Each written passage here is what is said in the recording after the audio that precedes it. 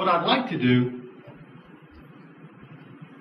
is go over 10 reasons why I believe that we're about to enter a golden age of atheism. Now, there's been a lot of pessimism in the last few years, particularly since George W. Bush was elected. Well, he wasn't actually elected, was he? He became president and was then re-elected, which to me was the low point of my lifetime. And of course, with the BPI shooting last week and many things that have happened recently, there's a lot of pessimism, a lot of it justifiable. But I want to change the mood a little bit today. I want to give you a little atheist pep talk. For those of you who are atheists, I know that I've spoken to a very kind gentleman here who's Catholic. My wife, sitting in the back, Andrea, is a Baptist. And a lot of you, I don't know what you are. Barb, I know, is an atheist. And of course, Ashley, my hero on YouTube. I don't remember whether I said this on camera or not. But for those of you who haven't seen Ashley's videos on YouTube, you're missing it. You're a healthy addict? Yeah. Healthy addict on YouTube. And she has some of the most powerful, the most entertaining free thought videos there. And the last one, she was dancing around for about 10 seconds in her bra and panties. So for those of you who are, well, those of you who might not be intellectually interested enough to go there might do that for other reasons. It wasn't any. I mean, the 150 times that I went there yesterday had nothing to do with that. But let's see. Let me stick to the script here. Okay. I wanted to talk briefly about why I believe that we're about to enter what we could call a golden age of atheism. Now, we're not there yet. I'm undecided about whether that age is just beginning to start or whether we're still a couple of years away from it. But I'd like to go over 10 reasons why I believe that we're about to approach a golden age of atheism, even in the United States. The first reason is that technology has removed an isolation that people like me didn't realize that we lived under. I'm 48 years old, and when I was growing up, we had NBC, ABC, and CBS, and that was it. And you would watch Walter Cronkite, who was the CBS Evening News anchor, and who, 2 decades, he was called the most trusted man in America. But I don't ever recall seeing a story about atheism. He certainly didn't take the blasphemy challenge on the air, at least not that I saw. And a good analogy is this.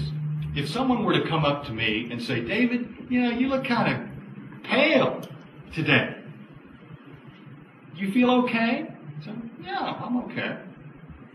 And then if, let's say, 2 hours later, someone unconnected with this other person says, David, you don't look good today. Is there something wrong? Do you feel sick? I would say, well, no, not very. But if a third person that same day would come up and say, David, you look terrible, man, there's something wrong with you, I guarantee that even though I consider myself an independent-minded person, I would probably be in the emergency room by day's end, asking the doctor whether I was going to pull through or not.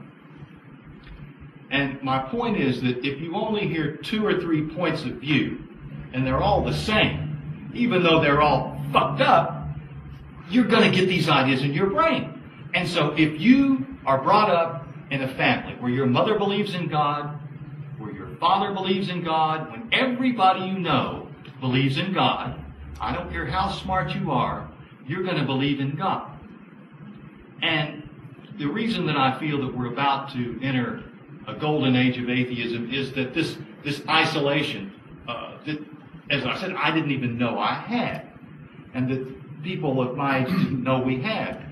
This isolation is disappearing thanks to technology, thanks to the efforts of Ashley, YouTube, and to Brian and Rook and Kelly, whom I'm going to talk about a lot more in just a few minutes.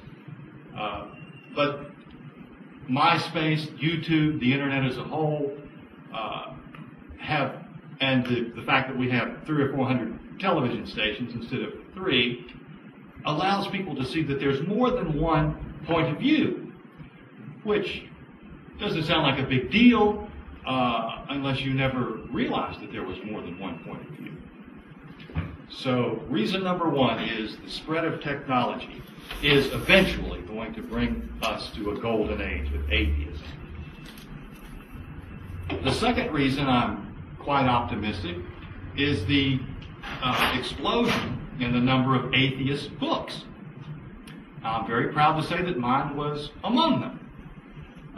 For 2004, 2005, 2006, my book was the world's best-selling book on atheism. And it was not really so much because it was the best book ever written. It's certainly not. It's certainly not because I was a well-known author. I wasn't. But it was because there wasn't any competition. The main book up to that time was George H. Smith's The Case Against God, which was a wonderful, wonderful book. Everyone should read it. But it was written 27 years ago.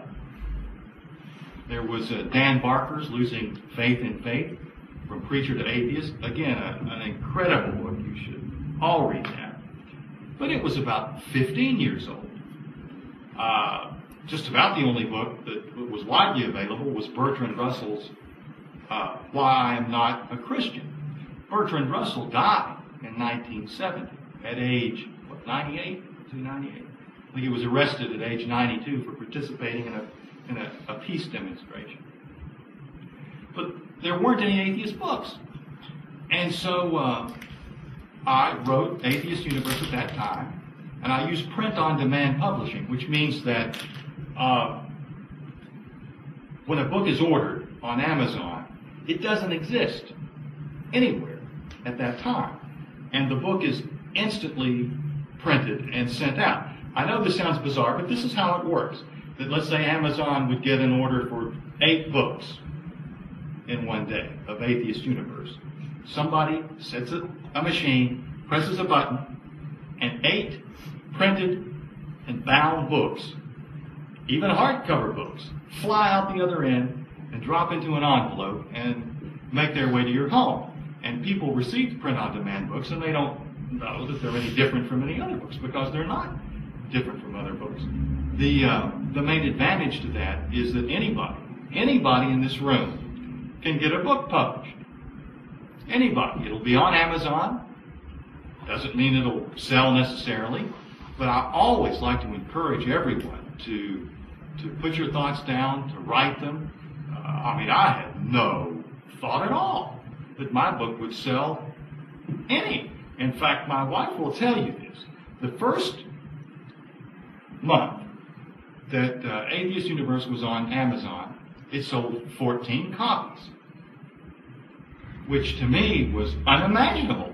I thought, well, I knew the one copy that I bought, that would be one, and maybe my dad, maybe he did order that, but 14, to me that was, I thought, gee, that's like one almost every 2 days. That's wonderful. And I even asked my wife, did you order these just to humor me a little bit? No, she didn't. Well, the next month it sold, I think, 58 copies. And again, I was of the notion that there was some conspiracy in the family to please me. But every month it sold more and more and more and more until I had the kind of flattering situation where the publishers were approaching me instead of my nagging them. And if anybody has ever tried to get anything published, particularly a book, you know that the publishers can be real assholes. And so the fact that they were approaching me instead of the other way around was a good thing. But now we, of course, have the real stars. We have Richard Dawkins, we have Sam Harris, we have Daniel Dennett, and on and on and on. In fact, many of the top 100 books on Amazon now are books absolutely promoting atheism. That's the main purpose of the book. And so that's my second reason why I believe that we're approaching a golden age, if we haven't already started it already. That's the explosion of technology and the accompanying explosion of atheist books, which in the past would not have had a prayer of being published. They wouldn't. They published Bertrand Russell's because he was a Nobel Prize winner. But somebody like me, do you think they would even read a query letter? No way. No way.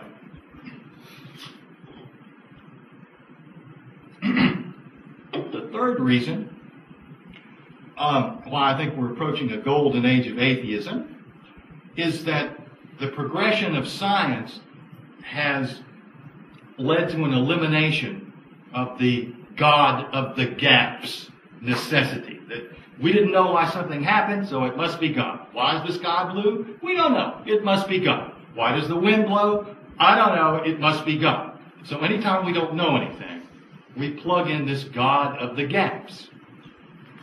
Well, it would logically follow that as science gained more and more knowledge, there would be fewer caverns of intellectual darkness for God to live in. Up until about 15 years ago, all of the Christian apologists would use their Goldilocks theory, that in order for life to originate on Earth, that the circumstances would have to be just exactly right. It can't be too cold, it can't be too hot, etc., etc., etc. The Goldilocks story. Now we know that life can thrive essentially anywhere.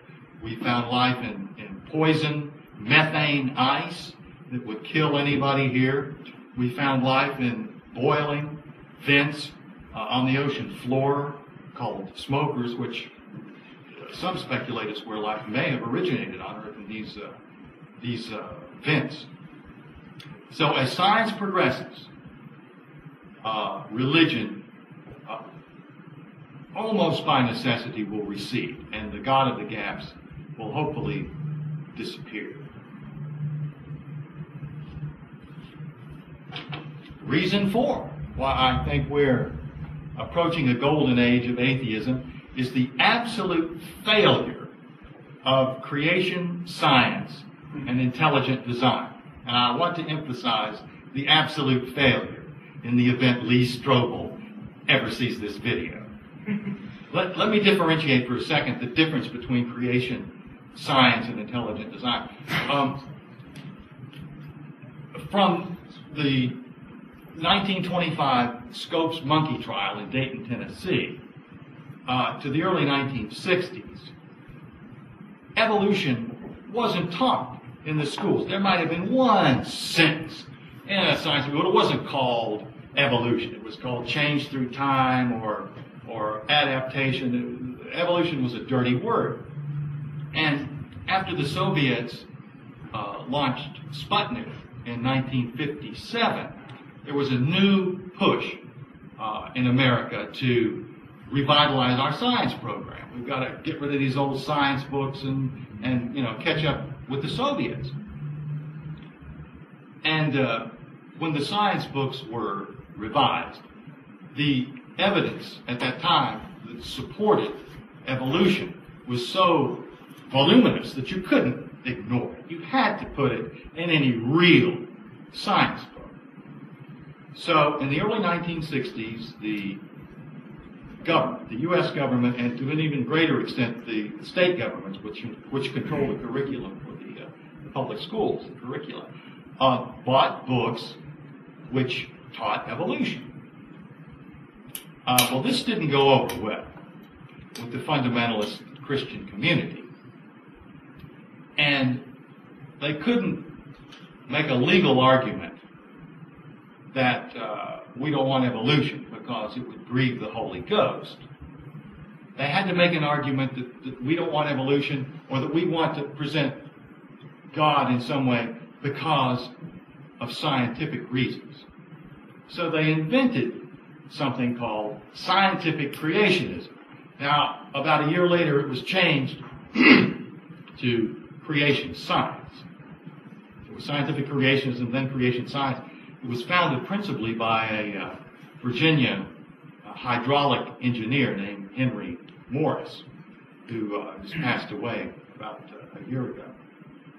Creation science was a disaster. It taught that the world was 6,000 years old, and needless to say, none of the real scientific community accepted it. So it failed. So the Christian fundamentalists were not about to resign themselves to teaching evolution in the public schools. So what are we going to do? What are we going to do? So they took a pause, and they regrouped, rethought, impeached Bill Clinton for lying about a blowjob, and then came up with a remarketed plan called intelligent design, which is creation science under a new name.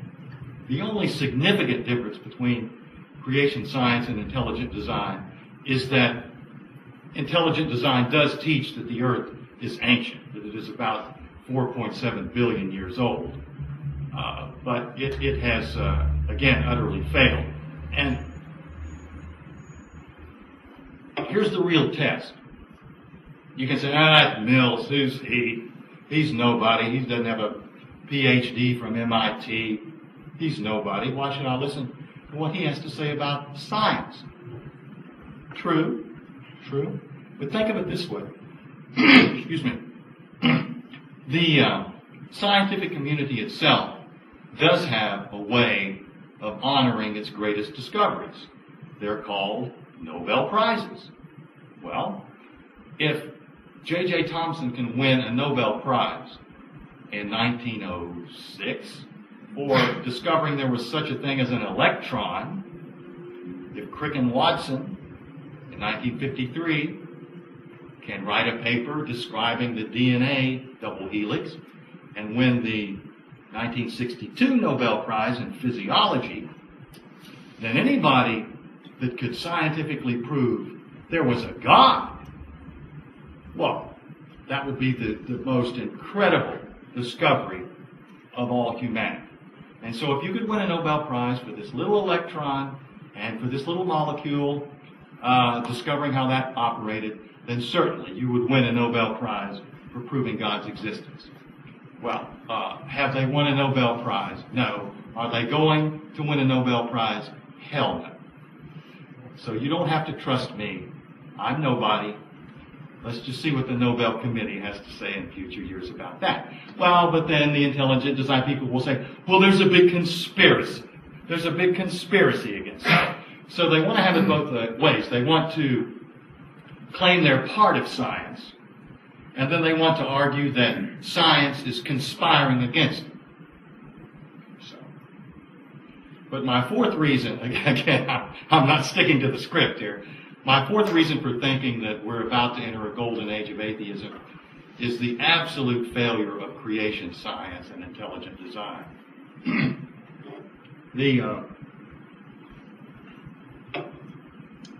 The fifth reason is that even believers are abandoning a literal interpretation of the Bible. 50 years ago, all the believers just assumed that the world was 6,000 years old, based upon the genealogies in Genesis chapter 11, which tell how old Adam was when he had his children, and they begat the next generation, and how old that son was when he begat his son. So you add up the generations from Adam to Noah, from Noah to Abraham, from Abraham to David. This is in the Old Testament. And then in the New Testament, in Matthew and Luke, which give contradictory genealogies, but still genealogies, we pick up the chain of events. If you add these up and do it, please do it, it does equal 4004 BC as the date of creation. Now, this is not a trivial matter. And I didn't mean to scold you a moment ago when I said, please add this up, please do it. But who preached the last sermon you attended on the Genesis genealogies? When did you hear the Genesis genealogies last mentioned in a Sunday school lesson? It's totally ignored, deliberately, because it proves absolutely, incontrovertibly, 100% that the book of Genesis is bullshit. There's no other word for it. And people don't believe the Old Testament hardly at all anymore. But they believe the New Testament. And this schizophrenic mindset is called dispensationalism. Dispensationalism, where you think that what was in the Old Testament, it doesn't count anymore. You know, the massacres and how God told Jephthah to incinerate his own daughter, and how God told Moses and Aaron to stone a man to death because he had the nerve to pick up sticks on the Sabbath. That doesn't count. That's in the Old Testament. The New Testament, that's more profound, isn't it? We have Jesus casting demons into pigs. We have Jesus casting a curse on a fig tree. You know, what an incredible wasting of omnipotence. If you control the universe, if you could do anything you wanted to do, if you could forever cure cancer, eliminate heart disease, what would you choose to do? You would fill pigs with demons. Is that what you would do? Is that really the best that you could do? I don't think it is. So I think that we've gotten rid of the Old Testament, essentially, even among the Christians. And I think that in the next 20 to 25 years, they will start to look at the New Testament in the same way, at which point we will have one. Because if you can get them to concede that it's metaphor, it can be used maybe for some moral purposes, though I can think of a lot of other books that are a lot better for moral purposes.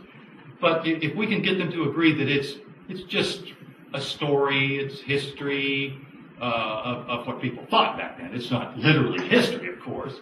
But if we can get them to admit that it's just a metaphor, then that's a game, set, match. And that's coming. Oh no, I'm going to really get stirred up on this one. The sixth reason why I believe we're about to enter a golden age of atheism is public disgust with God-driven politics.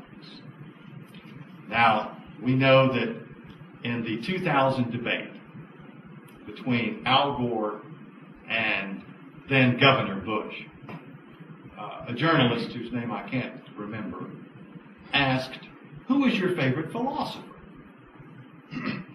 And Bush said that his favorite philosopher was Jesus. Okay. Well, nobody reacted that way then, so that's his opinion. No problem. Didn't bother me. But then he decides to go to war. And as we know, he didn't ask his earthly father for advice. His earthly father, who had fought a war in the same place 10 years earlier, and who had done a good job, and who had not only not alienated the world, but had in fact made allies, even within the Arab community. The first war did not cost us a penny, because Bush Sr., Bush 41, got other countries to contribute. We went in, we did what we needed to do, and we left. I didn't vote for George Bush Sr., but he did a good job for that purpose at that time. So, maybe I'm messed up. A lot of people think I am. But if I were the president and I were going to invade the same place, and my father had been president and he'd done the same thing earlier, I think I'd ask for his counsel. But when asked, George 43, did you talk to your father about the war to get his advice? And he said no, that he talked to his heavenly Father. That Jesus apparently had told him to invade Iraq. Well, now whether you believe that going to Iraq was a good idea or a bad idea, I don't think that the reason you ought to trust your judgment is because you had consultations with non-existent beings. If I would say I'm going to start a war because I've just consulted with Zeus, I've been talking with the Greek god Zeus, and I've decided to start a war, they'd haul me away to the psycho ward or to the Hague for a trial for war crimes. So most people, not all, are beginning to show a real disgust with God-driven politics. And of course, the war in Iraq is not the only example of that. We have stem cell research, which is one of the most promising technologies in decades. But Bush vetoed that. That was his first and only veto thus far. And isn't that symbolic? Isn't that symbolic that the man who has Jesus as his philosopher would have his first veto on an issue of critical scientific importance? And yet we're told that science and religion work together, don't they? Yes. Pardon my sarcastic tone. I get 75 to 100 emails a day from people who claim that science and religion, they're complementary. They go together. And so I feel very strongly about that. Global warming is another issue of why people are getting disgusted, I think, with God-driven politics. You know, the conservative Republicans don't accept global warming. And of course, they don't know their ass from a hole in the ground about global warming. The reason that they think it's a non-issue is because Jesus is coming back soon. And it doesn't matter if we fuck up the world, because he's coming back. He's setting up a new kingdom in Jerusalem. And, we don't have to worry about things like that. So, on behalf of people of my generation, I want to apologize to you younger college students here. I'm sorry that we destroyed the planet. I'm sorry that we ran up the debt. I'm sorry that we've started wars based on lies.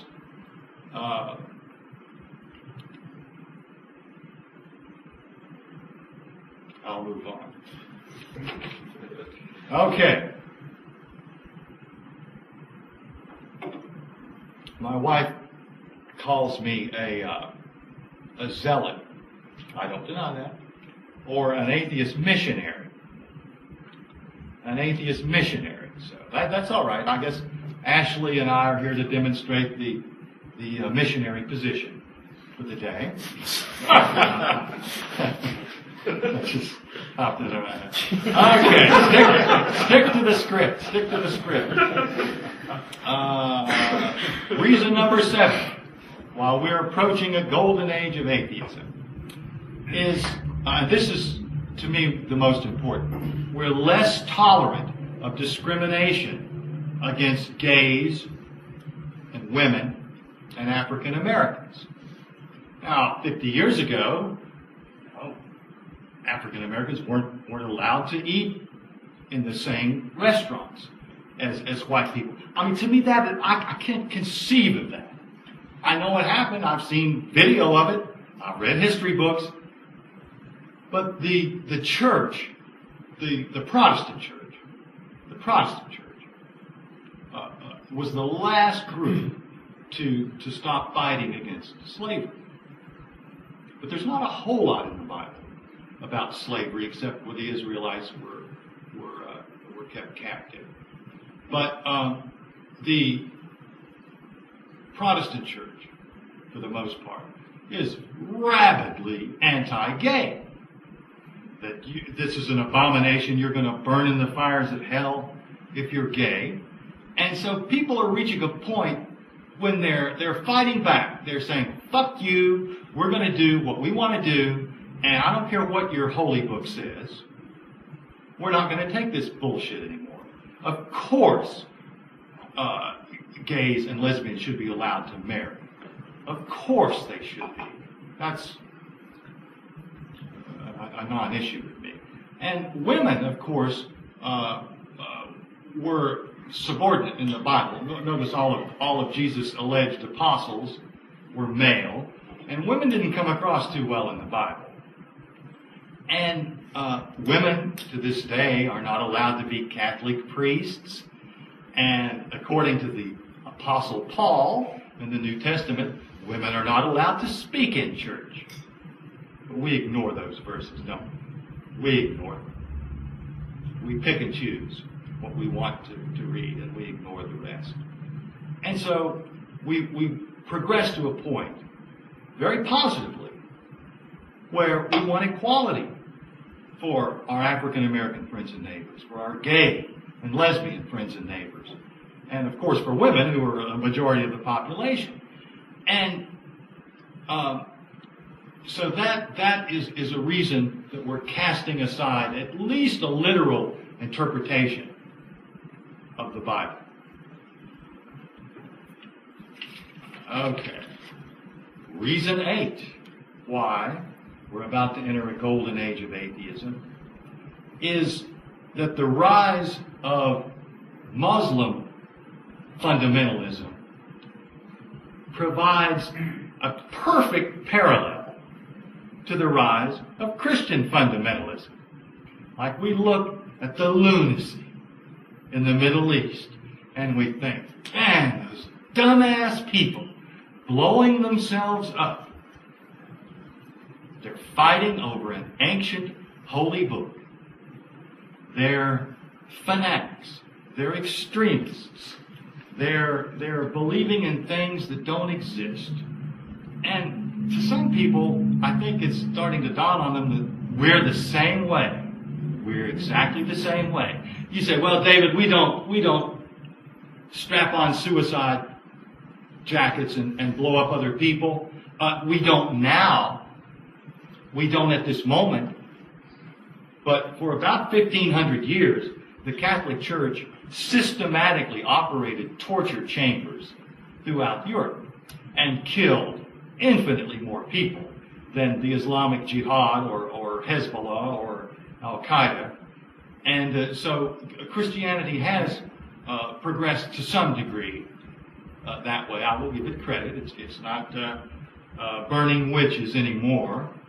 But that's really because our founding fathers were secularists. If it weren't for that, if it weren't for the genius of James Madison and Thomas Jefferson, George Washington, that had an essentially secular constitution, if that hadn't happened, they'd still be burning witches. And as an aside, by the way, if people always ask me, what's the best argument against evolution? We always hear, well, this is what's for evolution. What's the best argument against evolution? And it's this, that we started our country with presidents of the ability of Thomas Jefferson, James Madison, and now we have George W. Bush. If that doesn't refute evolution, I don't know what would. I really don't. But so we have this perfect parallel between the Muslim nuts and the Christian nuts. And the Christian nuts are a little bit more advanced because they're not blowing themselves up or killing a lot of people, but they used to. They used to. And they still would if they could get away.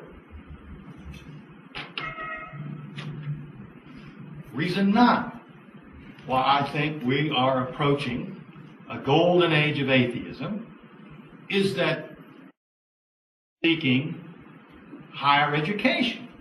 Now, I don't want to stand here and say that atheists are smarter than Christians. I'm not going to say that, even though we know it's true, don't we? I'm not going to say that. I'll just cite a few statistics. The National Academy of Sciences is the most prestigious organization of scientists in this country. You have to be invited. You're not a member, if you teach biology at Polecat Elementary School in West Virginia, you're not there. These are people like Asimov, Sagan, people that really think with some pizzazz. How many members of the National Academy of Sciences, what percentage of them believe in God? In any form, in any way you want to define God? The answer is 7%. 7% believe in even the Einsteinian pantheistic God, which of course has been a source of much email that I get, believe me. But 7% believed in any kind of a God at all. And the number who accepted the theories of intelligent design or creation science, I don't even think it reached 1%, and so they didn't include that in the statistics that I saw. But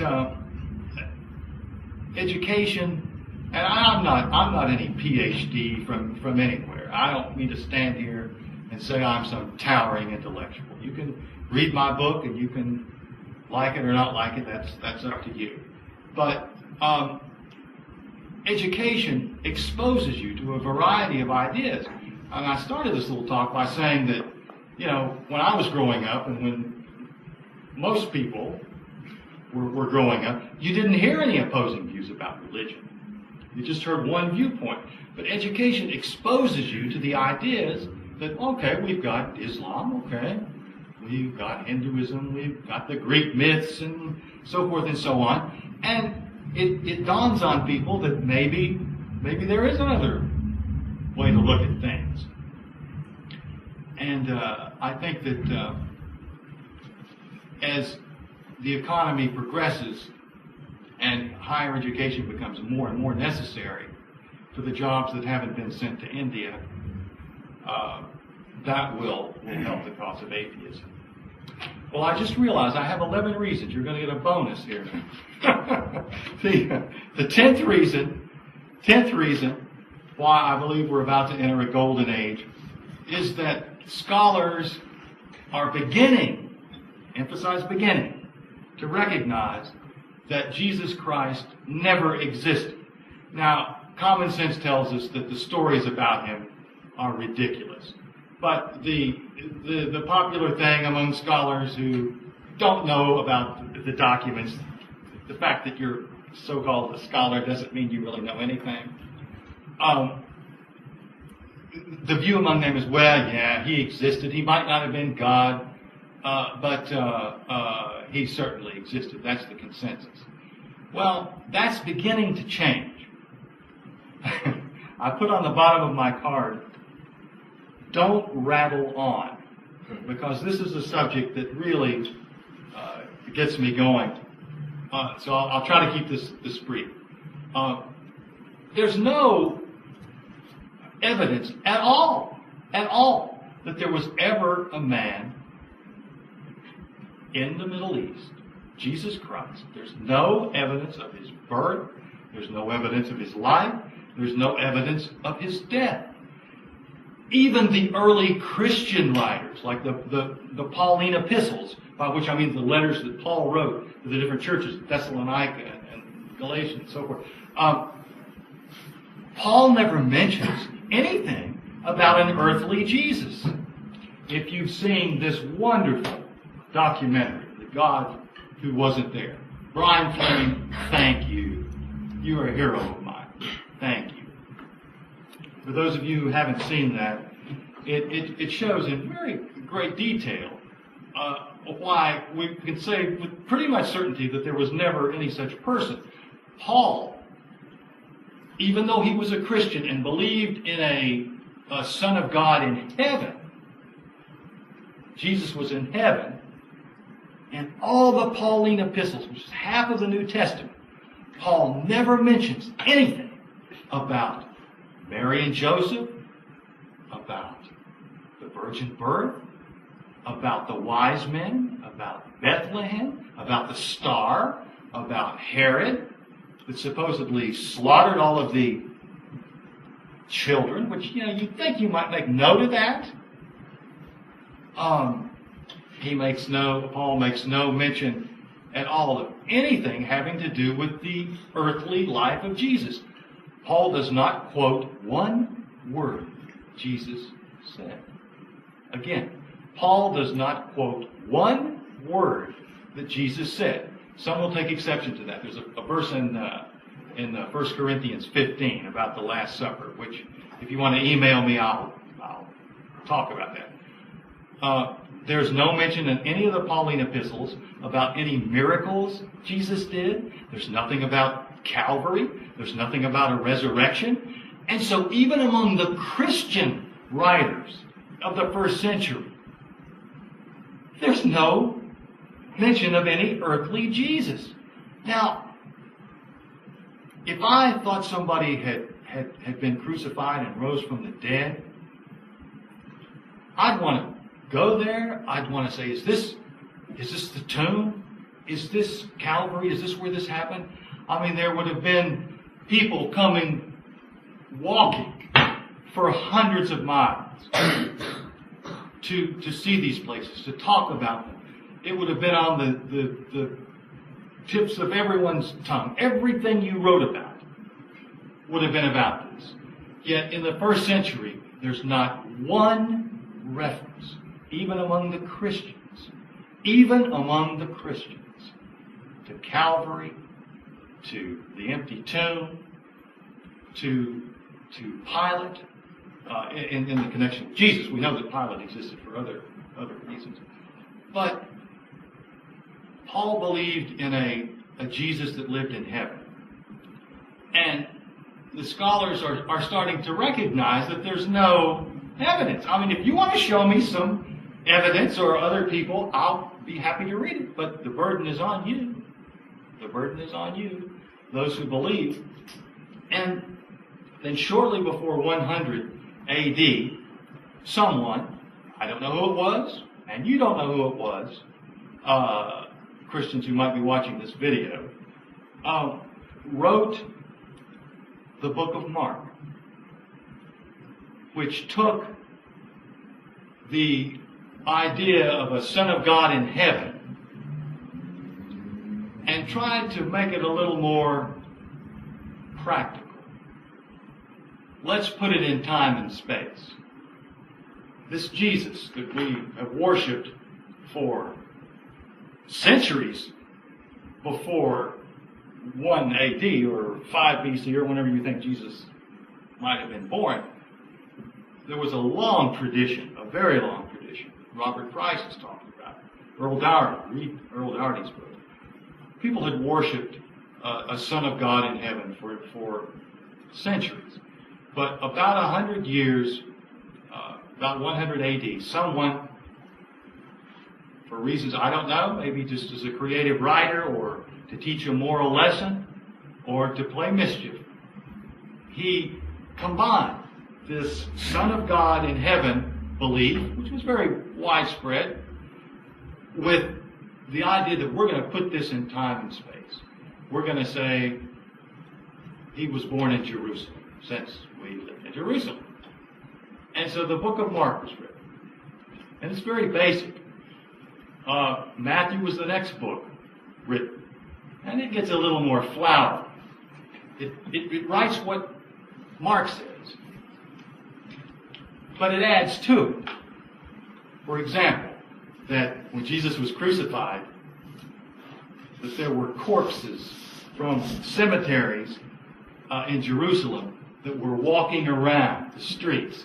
Now, if there were corpses that came out of the grave from cemeteries in Columbus and were walking up and down Broad Street and High Street, don't you think somebody might mention that? it is not possible. It is not possible that something like that could have occurred, and nobody mentioned it. But of the secular sources who were alive at the time, and even the Pauline epistles, which are part of the canonical scripture, make no reference to that at all. So, first was Mark, then Matthew, and then Luke was third. By the way, the books, in case you didn't know, were not written in the order that they appeared. The Pauline epistles were first, then Mark, then Matthew, then Luke. And Luke also had access to Mark and made up his own bullshit about, where were the post-resurrection appearances. They don't agree with Matthew. And then John is so different from Matthew, Mark, and Luke that it's not even called one of the synoptic gospels. The synoptic gospels are the first three. John is very much different. But it was not until about 100 years after Jesus was supposedly born that anybody said anything about it. He was born in Bethlehem. There was a star. So if all these things had really occurred, we would have an unlimited number of documents to attest this. This absolute silence